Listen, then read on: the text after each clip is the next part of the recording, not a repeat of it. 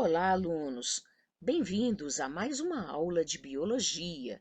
Sou a professora Terezinha Menezes e hoje vamos trabalhar o conteúdo de recuperação 01 base comum, correspondente ao segundo trimestre, AR2. Os objetos do conhecimento são, segundo a lei de Mendel, interação gênica, epistasia e biotecnologia. Vamos recordar a segunda lei de Mendel? Na segunda lei, o que temos? Vejam, um gene com dois alelos, um dominante e um recessivo, irá conferir uma característica que se manifesta por duas aparências. É o caso aqui, né, do genótipo azão-azão, azão-azinho, que irão conferir o fenótipo para a cor da semente de ervilhas amarelo, e o duplo recessivo azinho-azinho, que irá conferir o fenótipo coloração verde. Temos ainda um outro par, né, em que um gene com dois alelos, um dominante e um recessivo, aqui representados, né, os três genótipos correspondentes, Bzão-Bzão, o heterozigoto Bzão-Bzinho e o duplo recessivo, Bzinho-Bzinho. Conferindo o quê? Uma característica que se manifesta por duas aparências, ou seja, aqui nós vamos ter a forma. No caso do exemplo da semente das ervilhas, eram lisas ou rugosas. Então vejam só, alunos, aqui temos um par de cromossomos homólogos vejam, os genes alelos, o azão e o azinho, ou seja, um dominante e um recessivo. Vão determinar o quê? Uma característica, no caso, a cor. O outro par de cromossomos homólogos, nós vamos ter, então, o gene Bzão dominante, o gene Bzinho recessivo, e eles irão conferir o quê? O caráter forma, segundo a lei de Mendel. Alunos, existe uma situação dentro do monohibridismo chamada pleiotropia. Neste caso, um par de alelos determina simultaneamente o aparecimento de diversas características. Vejam aqui, cromossomos, né? Um par de cromossomos e seus alelos, azão e azinho, determinando, vejam, caráter 1, caráter 2, caráter 3, etc. Ou seja, apareceram diversas características. Alunos, existe um padrão de herança contrário à pleiotropia, é a interação gênica. Neste caso, nós vamos ter dois ou mais pares de alelos diferentes que irão se associar na determinação de uma única característica. Vejam só, aqui nós temos um par de cromossomos homólogos, outro par de cromossomos homólogos. Então, aqui eu tenho um par de genes, o azão e o azinho, o Bzão e o Bzinho, do outro cromossomo. Então, um par de genes, outro par de genes, que irão conferir um único caráter. Logo, podemos considerar a interação gênica como sendo o inverso da pleiotropia. A crista de galináceos. Alunos, a forma da crista em certas raças de galináceos ela é condicionada pela interação de dois pares de alelos com segregação independente. Interação gênica complementar, ou simples, ou clássica, na forma da crista de galináceos. Alunos, observem este par cromossômico. Temos os alelos ezão e ezinho, sendo que o ezão ele enruga o ápice da crista de galinhas. E o Ezinho não enruga o ápice da crista de galináceos. Neste outro par cromossômico, temos o gene R que enruga a base da crista e o Rzinho que não enruga a base da crista. Observem o genótipo Ezão, Ezinho, Rzão, Rzinho. Vamos efetuar o cruzamento com outro representante duplo heterozigótico. Neste cruzamento, alunos, teremos uma proporção de 9, 3, 3, 1. Vejam só, alunos, aqui houve o cruzamento de galináceos com o tipo de crista nós, porque eles são duplo heterozigotos. A proporção obtida 9, 3, 3, 1. Vejam, alunos, que esses representantes de galináceos duplo heterozigóticos, eles produzem 4 tipos de gametas em iguais frequências, como é esperado pela lei da segregação independente. E aqui nós teremos, acompanhem, 9 em 16 representantes apresentarão o genótipo Ezão-Rzão. 3 em 16 terão o seguinte genótipo Ezinho, Rzão, 3 representantes em 16 terão o genótipo Ezão-, Rzinho, e um representante será o duplo homozigoto recessivo. Alunos, estes genótipos conferem os seguintes fenótipos. Neste caso aqui, vejam só, enruga o ápice e a base. Então, neste caso, nós teremos o fenótipo crista-nós. Já neste caso aqui, nós vamos ter a presença do alelo dominante Rzão e a ausência do alelo Ezão, porque nós vamos ter aqui o Ezinho. Teremos, portanto, a seguinte situação: enruga apenas a base. E neste caso, nós teremos o fenótipo rosa, crista rosa. Aqui, nós temos o gene Ezão na ausência do alelo Rzão, porque nós temos aqui o Rzinho. Teremos, então, a seguinte situação: enruga apenas o ápice.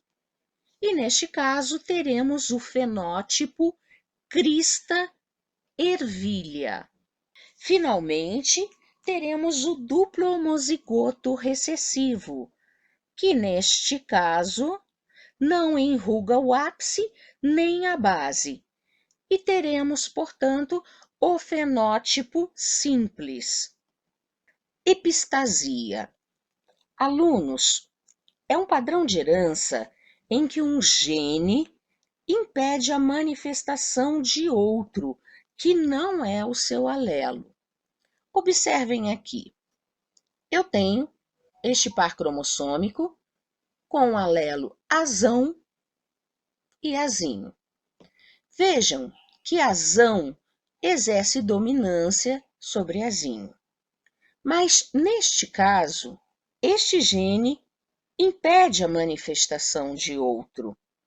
Ele exerce epistasia sobre outro alelo, ok? Que não é o seu par cromossômico. Então, aqui nós temos o Bzão e o Bzinho. Então, vamos lá, repetindo a definição de epistasia. ocorre quando um alelo de um gene impede a expressão fenotípica de outro gene situado em locus gênico distinto. Alunos, o alelo inibidor, ele é chamado de epistático, enquanto o que é inibido chama-se hipostático. Então, neste caso, quem está inibindo? Aqui, o gene azão, correto? E quem está sendo inibido?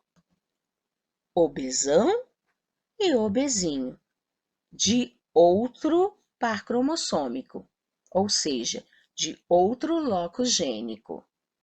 Alunos, vamos analisar agora um caso de epistasia recessiva. Este conteúdo encontra-se na página 283 do livro-texto. Pelagem em cães labradores.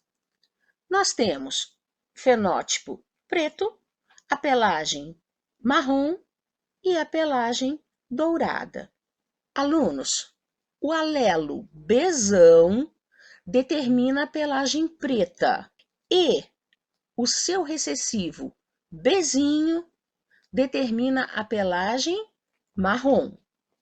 Um outro gene, Ezão, não interfere na cor, mas o alelo Ezinho apresenta efeito epistático, condicionando nos animais a pelagem dourada.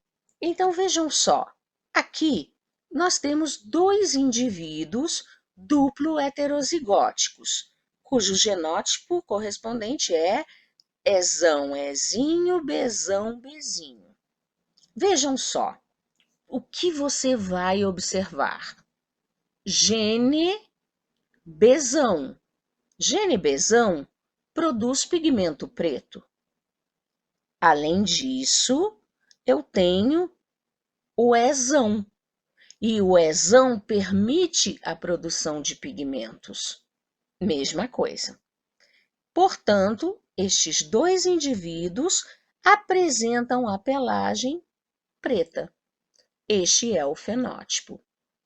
Vamos então cruzar dois indivíduos de pelagem preta e vamos obter em F1 9 descendentes em 16, cujo genótipo é Ezão-Bzão-. 3 descendentes em 16 apresentam o genótipo Ezão-Bzinho-Bzinho. 3 apresentam o genótipo Ezinho, Bzão-. E temos ainda o duplo recessivo, Ezinho, Bzinho. Quais os fenótipos correspondentes? Então, vamos lá. Ezão-, Bzão-. Neste caso, o Bzão produz pigmento preto. Você tem essa informação. O problema sempre te dará informações necessárias para que você possa resolvê-lo. Então, Bzão, pigmento preto. E o Ezão. O Ezão permite a produção de pigmentos. Portanto, esses cães apresentarão a pelagem preta. Estes labradores possuem a informação pigmentação marrom e apresentam o gene Ezão, que permite a produção de pigmentos. Portanto, a cor se manifesta e esses labradores apresentarão um fenótipo marrom. Já neste caso aqui, eu tenho o genótipo Ezinho, Bzão-.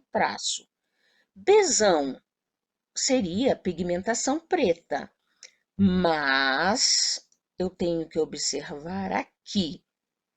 E Ezinho está me dizendo que impede a produção de pigmentos. Portanto, eu terei aqui labradores cujo fenótipo é dourado. E ainda o duplo recessivo, Ezinho, Bzinho. Então, o Bzinho seria para pigmentação marrom, mas eu tenho aqui um Ezinho apresentando, né? O alelo Ezinho em dose dupla apresenta efeito epistático. Então, esse animal apresentará a pelagem dourada. Ou seja, tenho aqui 9 representantes de pelagem preta, 3 labradores pelagem marrom e 4 labradores pelagem dourada. Alunos, vamos organizar as ideias. Estudamos interações gênicas. Sabemos que existem interações que inibem a expressão de um gene, ou seja, são inibitórias. É o caso da epistasia dominante, epistasia recessiva.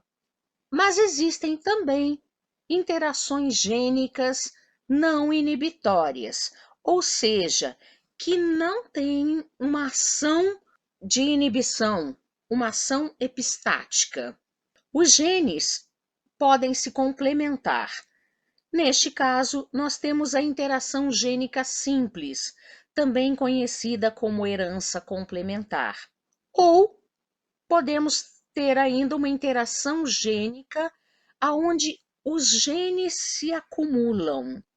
É o caso da herança quantitativa ou poligênica, também conhecida como polimeria, e ainda vocês poderão encontrar alunos em alguns livros como herança multifatorial.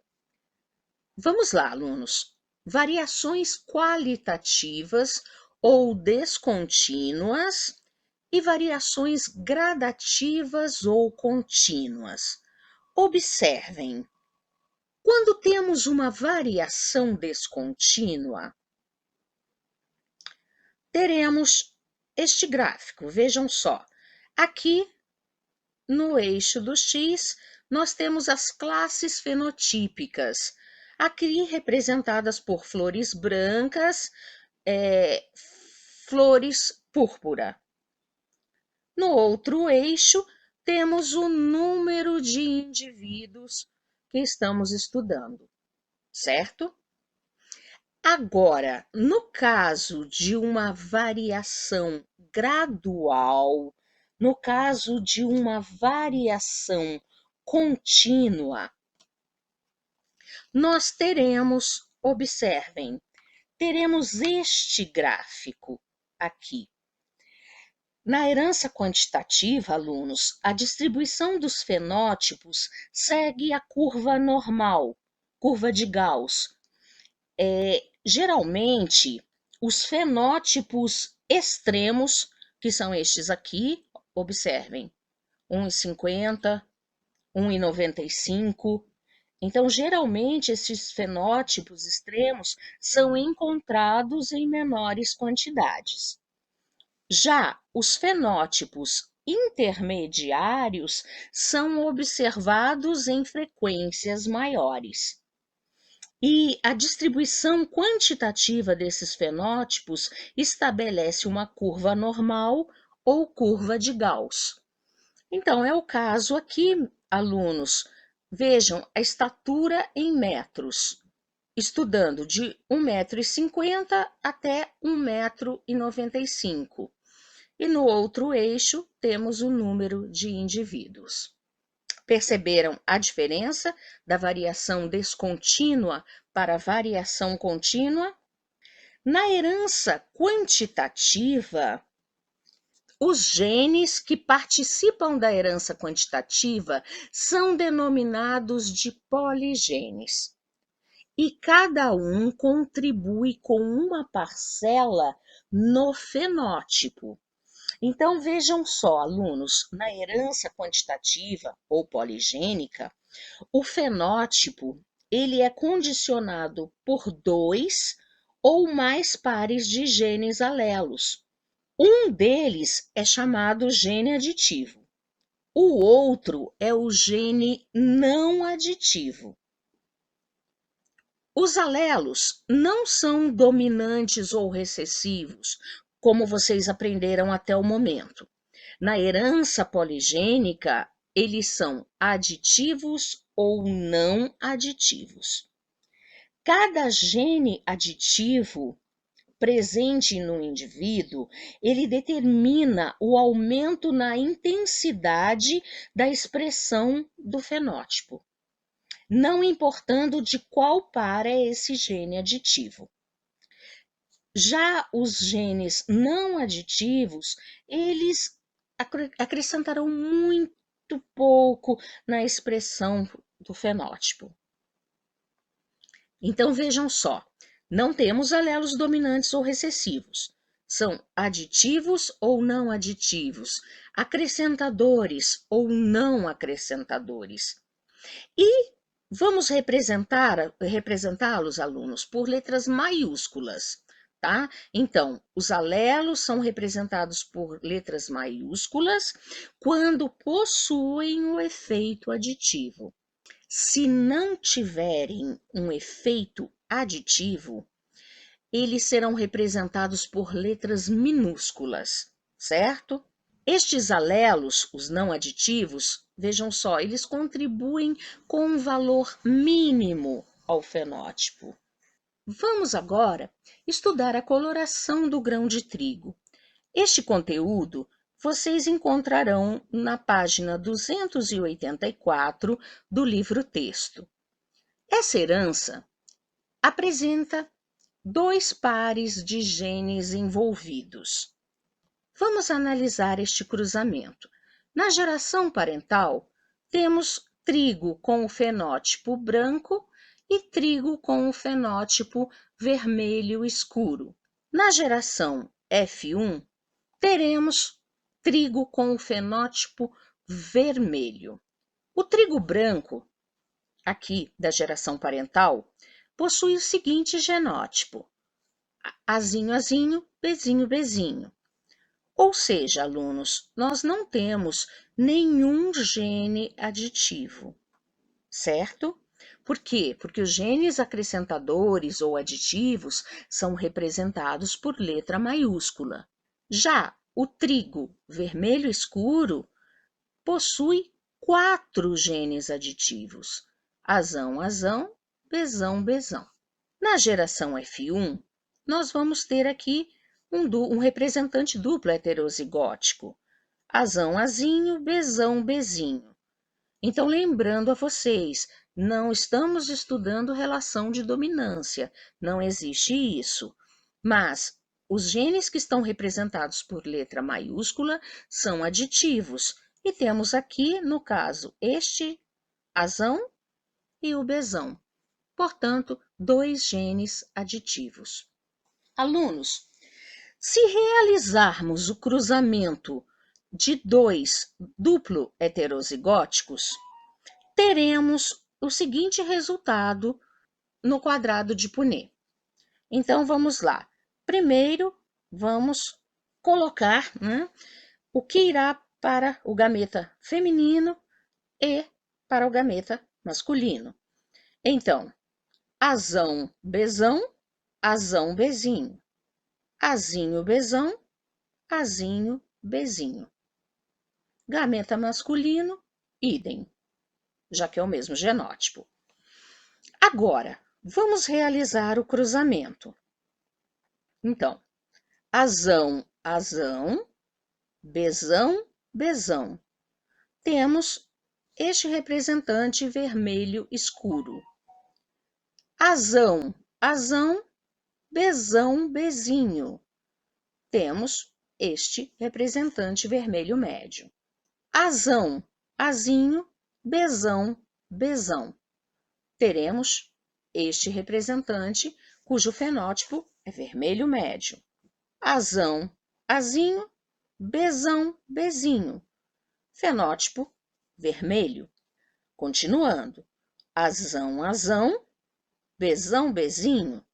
Fenótipo vermelho médio. Azão, azão, bezinho, bezinho. Fenótipo vermelho. Azão, azinho, Bzão, Bzinho, fenótipo vermelho. Azão, Azinho, Bzinho, Bzinho, fenótipo vermelho claro. Prosseguindo, Azão, Azinho, Bzão, Bzão, fenótipo vermelho médio. Azão, Azinho, Bzão, Bzinho, fenótipo vermelho. Azinho, Azinho, Bzão, Bzão, fenótipo vermelho. Azinho, Azinho, Bzão, Bzinho, fenótipo vermelho claro. Azão, Azinho, Bzão, Bzinho, fenótipo vermelho. Azão, Azinho, Bzinho, Bzinho, trigo vermelho claro. Azinho, Azinho, Bzão, Bzinho, trigo vermelho claro. E, finalmente, o duplo recessivo. Azinho, Azinho, Bzinho, Bzinho, fenótipo branco. Observem, alunos, temos 2 pares de genes envolvidos. Então, o número de alelos aditivos. Temos o caso de representantes com 4 alelos aditivos, ou seja, um representante, que é o vermelho escuro. 3 alelos aditivos, 2, 1 e nenhum, 0. Então, vamos observar aqui. 4 alelos aditivos. É o representante cujo genótipo é azão, azão, bezão, bezão. Coloração vermelho escura. Temos um representante vermelho escuro em 16. É um extremo, né, alunos? Representantes extremos, recordando o vermelho escuro e o branco. Então, um número menor de representantes. Com 3 genes aditivos, nós temos o fenótipo vermelho médio. 4 representantes em 16, acompanhando aqui o laser. 1, 2, 3, 4. Com 2 alelos aditivos, temos o fenótipo correspondente, coloração vermelha. E 6 representantes em 16. Então, vamos localizá-los. 1, que é o azão, azinho, bezão, bezinho. 2, azão, azão, bezinho, bezinho. 3, outro duplo heterozigótico, azão, azinho, bezão, bezinho. 4, azão, azinho, bezão, bezinho. 5, azinho, azinho, bezão, bezão. E, finalmente, um outro duplo heterozigótico, na coloração vermelha. Temos ainda a coloração vermelho claro. E, neste caso, do vermelho claro, nós teremos os seguintes representantes. O azão, azinho, bezinho, bezinho. O azinho, azinho, bezão, bezinho. O azão, azinho, bezinho, bezinho. E o azinho, azinho, bezão, bezinho. Ou seja, temos 4 representantes em 16 com este fenótipo. E, finalmente, temos um representante cujo fenótipo é coloração branca. Trigo branco. Um representante em 16. Então, alunos, já sabemos que os organismos transgênicos são aqueles que têm o seu genoma modificado por meio da inserção de genes provenientes de outras espécies, e sabemos também da importância de se produzir substâncias para o interesse humano. Olhem aqui, alunos, estes organismos. Aqui temos um macho, aqui temos uma fêmea, e será realizada uma fecundação in vitro. Neste tubo de ensaio, temos o DNA bacteriano com o gene que se quer introduzir no organismo. Então, o que será feito? Uma injeção de DNA bacteriano no núcleo do gameta masculino, no núcleo do espermatozoide. E, após a fecundação ou fertilização, a célula ovo será fixada a uma pipeta. e as células ovo serão colocadas no útero do mamífero. A partir daí, alunos, começará, né, o desenvolvimento dos embriões na mãe de aluguel. Mitoses sucessivas, teremos filhotes recém-nascidos que devem conter o gene de interesse nos seus cromossomos. Como se obter um transgênico? Acompanhem aqui, alunos. Temos a planta 1 e a planta número 2. Vamos identificar a planta 1 como o organismo que você deseja a característica. DNA da planta 1, DNA da planta 2, identificados. Na etapa 2, você vai selecionar o gene ou os genes responsáveis pela característica desejada. Na terceira etapa, você vai fazer a transferência do gene ou genes da planta número 1 para a planta número 2.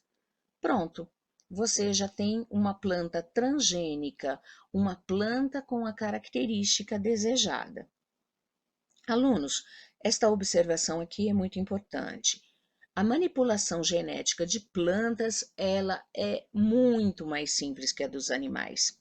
Por que isso? Vejam só, porque é mais fácil você obter uma planta completa a partir de uma única célula geneticamente modificada. Aqui temos, alunos, alguns exemplos de transgenia. Observem aqui o arroz comum e o arroz geneticamente modificado, né, que é o arroz dourado com beta-caroteno. Soja resistente ao herbicida Roundup. Fruto, né? O tomate é um fruto, então aqui um fruto normal e um fruto transgênico. Vejam que ele é maior, né? Mais brilhante e também mais resistente ao transporte. Aqui temos o exemplo de batata resistente a fungos, a partir de genes de abelhas e de mariposas. Sequências de DNA utilizadas na identificação de pessoas. VNTR é um número de repetições em sequência, também chamados de mini-satélites. Uma VNTR, alunos, ela é constituída de 9 a 100 pares de bases nitrogenadas, tá? Repetidos sequencialmente no lote cromossômico. E STR são curtas repetições em sequências, também chamadas de microsatélites. Uma unidade básica STR é constituída de 2 a 6 pares de bases nitrogenadas repetidos sequencialmente no lote cromossômico. Alunos, quando falamos em semelhanças entre VNTR e STR, nós podemos pensar em DNA não codificante. Ambos são repetições em tandem e ambos mostram polimorfismo entre organismos, devido à diferença no comprimento da seção do ácido nucleico. Tanto o VNTR quanto o STR são usados como marcadores genéticos na impressão do DNA e em estudos forenses. Técnica para detectar VNTR. Alunos, cortamos o DNA em fragmentos, usando enzimas de restrição para isso. Realizamos a eletroforese em gel. Tratamos o gel com uma substância que abre as cadeias duplas dos fragmentos de DNA.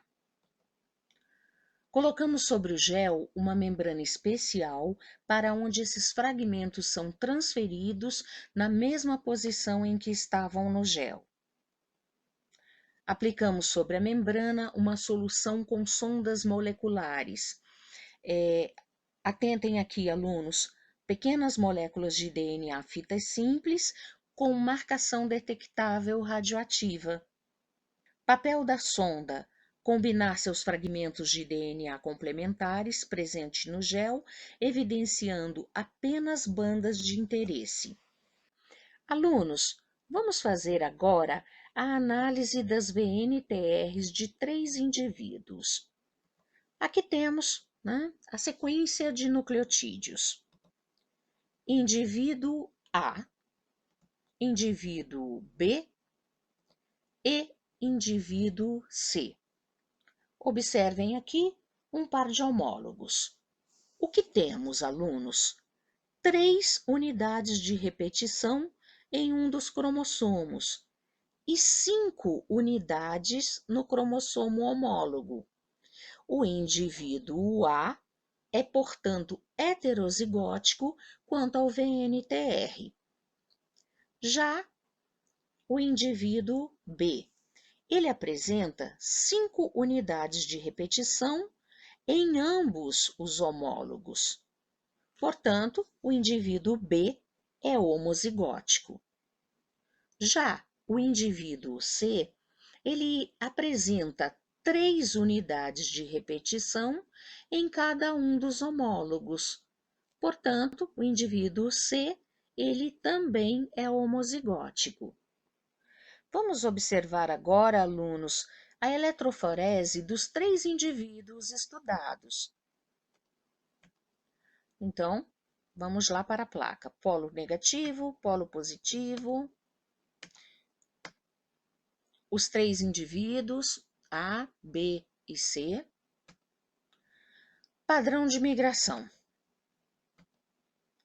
Observem, alunos, que o indivíduo A, ele tem 3 unidades de repetição neste cromossomo e 5 unidades de repetição no cromossomo homólogo.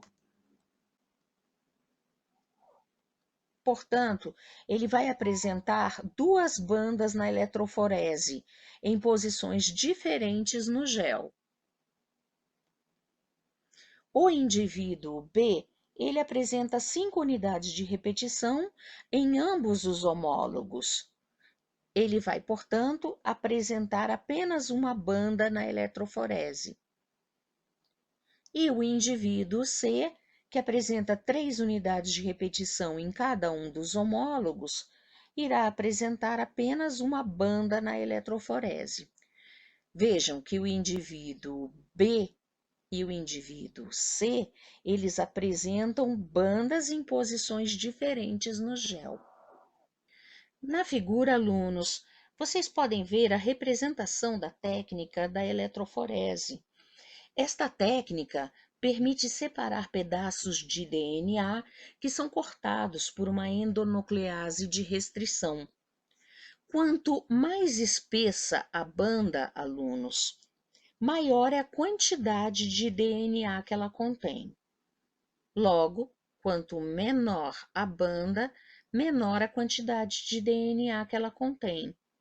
Cada tipo de DNA analisado vai produzir bandas com um padrão característico. O exercício que faremos agora, alunos, ele está na página 331 do livro-texto do Amabis. Então, vejam só, padrões de VNTRs de 4 pessoas envolvidas em um teste de paternidade. Aqui temos a criança, a mãe da criança, o possível pai número 1 e o possível pai número 2. Observem esta banda da criança coincidente com a banda de sua mãe. Já esta outra banda, ela é coincidente com o possível pai número 2. Nesta outra banda da criança, nós observamos que coincide com o possível pai número 2. Idem para essas 2 bandas. Aqui, banda coincidente da mãe com a criança, da criança com o possível pai número 2, e aqui ainda uma banda coincidente da criança com o possível pai número 2. Vejam só, alunos, o que coincide? mãe e criança, correto? E as outras bandas, criança e pai número 2. Logo, está excluída a paternidade do número 1. O pai da criança é o número 2. O próximo exercício, alunos, é do livro de vocês, da página 331. Temos aqui uma figura com 4 pessoas envolvidas: a vítima, o suspeito número 1, suspeito número 2, suspeito número 3 e uma prova coletada no local do crime. Alunos, o que você tem que fazer? Você tem que procurar as bandas coincidentes entre a prova que foi coletada no local do crime e os suspeitos. Então, vejam só, estas são as bandas. Coincidente com o suspeito número 3. Alunos, não esqueçam algo, é muito importante. Todas as bandas devem coincidir entre a prova e o suspeito. E, no exame de paternidade, as bandas da criança devem coincidir metade com as bandas da mãe e a metade do suposto pai. Muito obrigada, alunos. Bom estudo!